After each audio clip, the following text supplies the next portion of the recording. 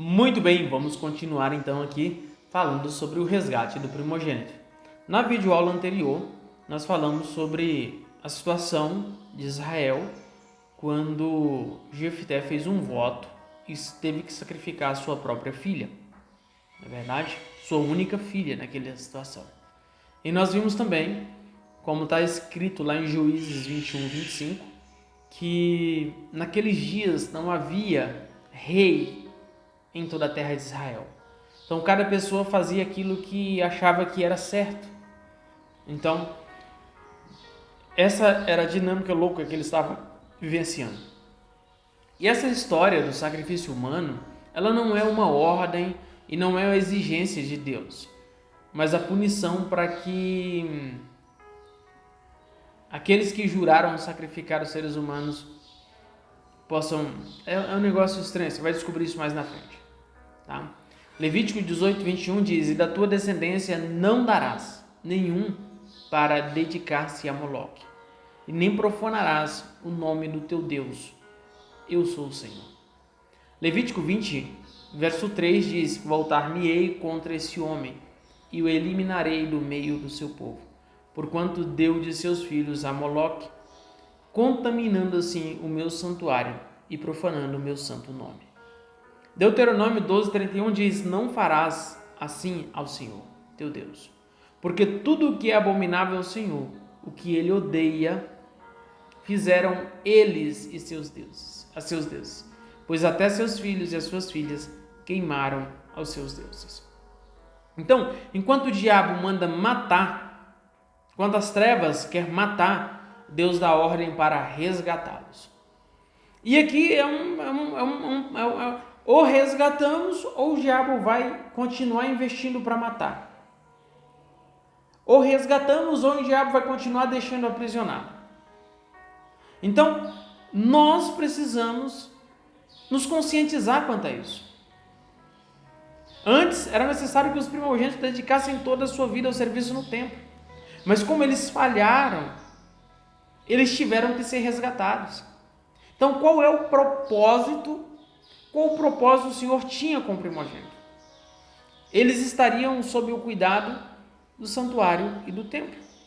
Na tradição judaica, oferece uma explicação sobre os primogênitos, os filhos de Israel. Eles foram escolhidos para sacerdócio pelo próprio Deus, devido ao fato deles terem sido poupados lá no Egito. No entanto, quando eles, juntamente com todos os israelitas, pecaram, ao sacrificar ao bezerro de ouro, os levitas assumiram, então agora, o sacerdócio, porque foram os únicos que não se curvaram diante da imagem de escultura. Então, nesse dia foi instituído que todos os primogênitos deveriam ser resgatados, e assim ficariam livres da obrigação sacerdotal. E livres também da perseguição, porque mais ou menos assim, a oferta resolve tudo, o resgate resolve tudo. Não é que resolve tudo, mas ele te dá uma blindagem espiritual. Acontece algo no mundo espiritual que te destrava e te protege. Então,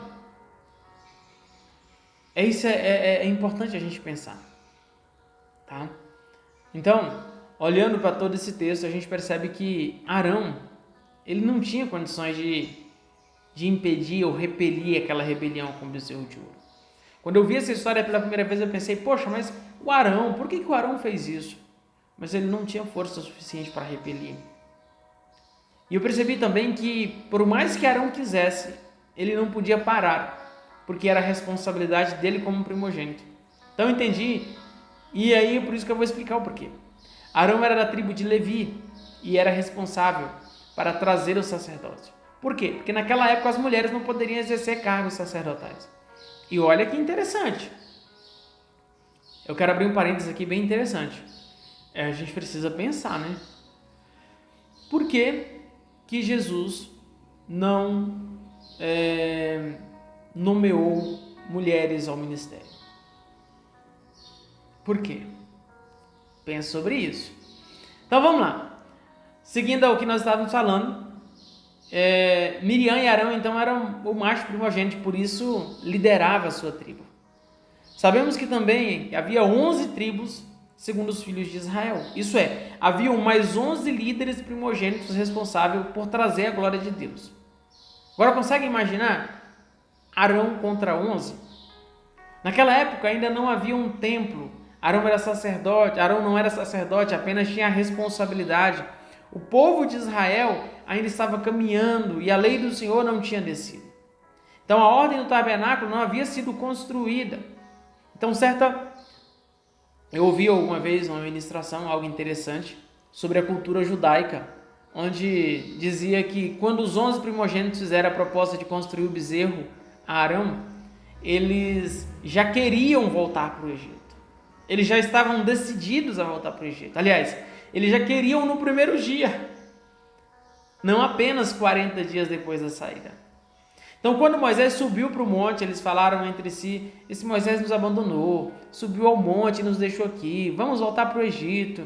Mas para isso nós vamos fazer um Deus para nos guiar de volta para o Egito, para que ele nos retorne.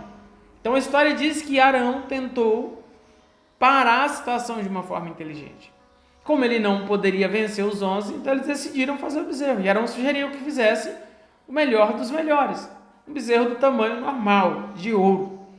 Então, 1 quilo de ouro dá para você colocar na mão, mas é algo muito pesado. Agora imagine um bezerro de 1 metro, aproximadamente 1 metro de altura, de ouro maciço. Imagine o peso que era essa estátua. A ideia de Arão foi desafiar o povo a fazer o animal, mas com o melhor ouro, o que eles amavam, o que eles gostavam. E qual era o ouro que eles amavam? Arão disse aos homens: olha, vocês vão ter que conseguir das vossas mulheres aquela joia que deram de presente, que receberam de presente, ou que vocês deram de presente no dia do casamento. Agora imagine você pedir a gargantilha que deu à sua esposa como um presente de casamento, para ofertar, para derreter. Eu acredito que muitas mulheres pensaram em mandar matar os maridos, né? Os homens trabalharam um mês inteiro para convencer essas mulheres. Demoraram mais de 30 dias para conseguirem o ouro. E com isso Arão foi retardando o que eles tentavam fazer, esperando Moisés. Até que deu o limite, o Senhor disse: Moisés, desce porque o meu povo desviou. Sabe por que Deus poupou Arão e a tribo de Levi? Quando os levitas olharam para Arão e viram que ele não se curvou, disseram: nós também não. Por quê? Porque ele era o líder. E ao ver que a tribo de Levi tinha sido a única que não se curvou, o Senhor disse: todos vocês matem seu irmão. Eles estavam bêbados naquele dia. E foi uma festa de orgia. Um culto ao bezerro de ouro que eles adoraram. Arão, por sua vez, sabia o que Deus tinha falado com ele quando lhe disse para ir com Moisés tirar o povo do Egito. Ele foi o único primogênito com quem Deus falou diretamente. Deus disse a Arão que ele seria profeta, pois não era Moisés o primogênito. Então o Senhor falava com Moisés e Arão pronunciava. Ele não poderia ficar de fora. Nós já ouvimos vários estudos sobre Moisés dizendo que ele não sabia falar. Porém, eu imagino que Moisés sabia que precisava de um primogênito ao seu lado, porque o primogênito saberia acessar.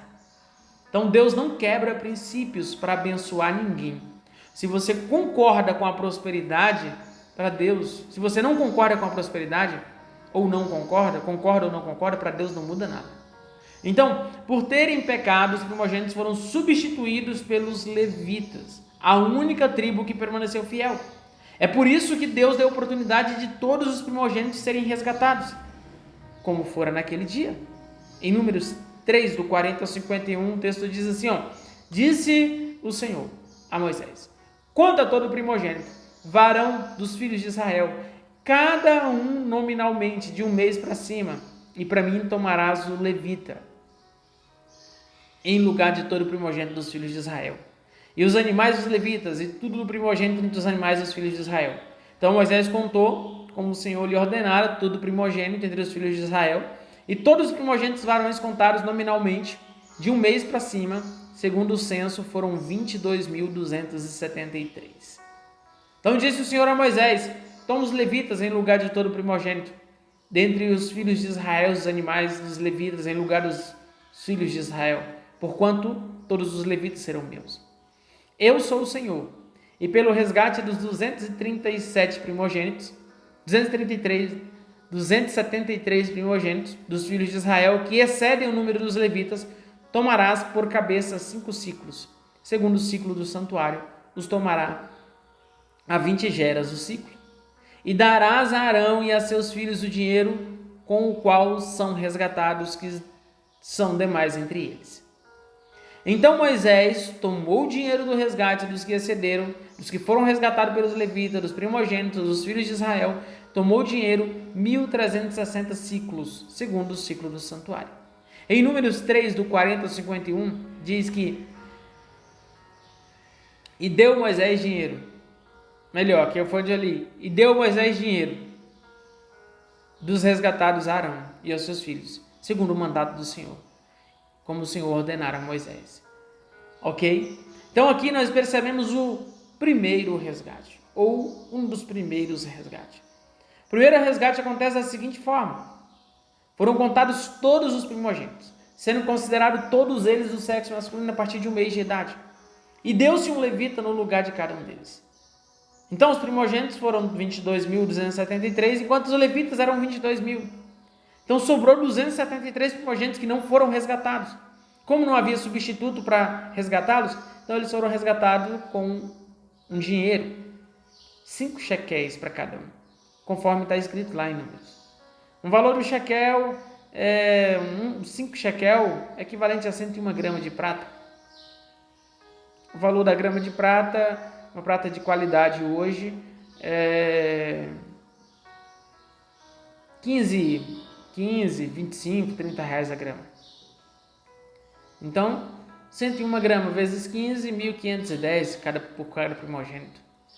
Então, todo israelita naturalmente desejaria que seu filho fosse resgatado por um levita. Só que é interessante porque eles queriam fazer isso sem pagar o imposto. Só que não foi possível, porque havia mais primogênitos do que levita. Sendo assim, alguns tiveram que arcar com as suas despesas. Daí em diante, os levitas eles ocuparam o lugar de primogênito, passando a fazer o serviço no templo, na casa de oração. Em Números 3:12, eu mesmo tenho tomado os levitas no meio dos filhos de Israel, em lugar de todo primogênito que abre a mato, entre os filhos de Israel, e os levitas serão meus.